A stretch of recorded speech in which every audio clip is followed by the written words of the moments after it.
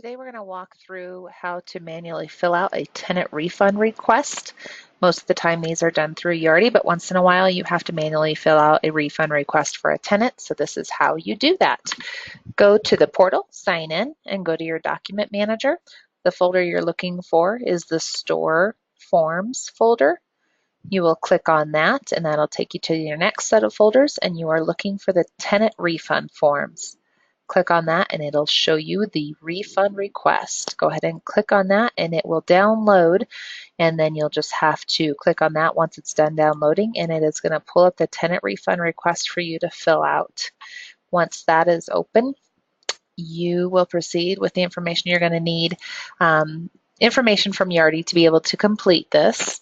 All of these areas are areas that need to be filled out. Once you type in them, the crazy fuzzy yellow green, all of that will go away. I do have one that is completed here so that I can show you a completed form. It's pretty self-explanatory. It says you can use your tab key to go to the next open space.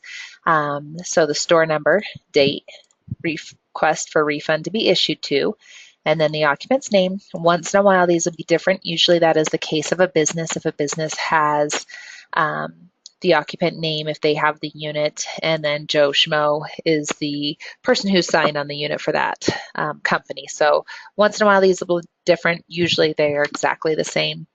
The address where we need to send the refund to. This will tell you use the date format listed below. So what their unit number is, what the move-in date is, what the move-out date is, what the unit rate is, insurance. If there is no insurance, you can leave that blank. And just leave the green fuzzy stuff if you'd like. Next is paid through date at move out. That's going to be, for this instance, June 1st. And what you're going to see is, that filled that out wrong. What you're going to see is 2 months because they moved out in April and they were paid to June. So that's 2 months at $100, and then the 2 months of the insurance. And so my refund amount here is $218. You see this little spot here that says okay. That shows you that everything calculates out. There's calculations built into this. If we just go down here and say, okay, this is $200, and then you click somewhere else, it's going to tell you check your refund amount. It's not right. So you want to make sure that's right before we go ahead and send that on.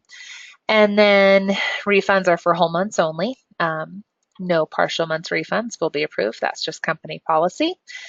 Reason for refund, if we know the reason to do that, that will be the case. You will also need the move out receipt in order to refund it. So you don't even have to print that out when it comes from CenterShift.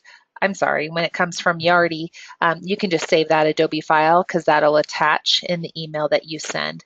So it says scan the original to the supervisor. So you will scan this refund request along with a copy of the move out receipt, and then that supervisor of yours, once they process it, they will scan it into the home office to get paid. Refund request does need to include that move out receipt, and we just want to make sure that you don't send any of the leases or anything. Don't send those to the corporate office. We don't need a copy of the lease. We just need a copy of the move out receipt and this completed form. That is how you fill out a request for a refund manually for a tenant. If you have any questions, please feel free to direct those to your supervisor and we will get you an answer.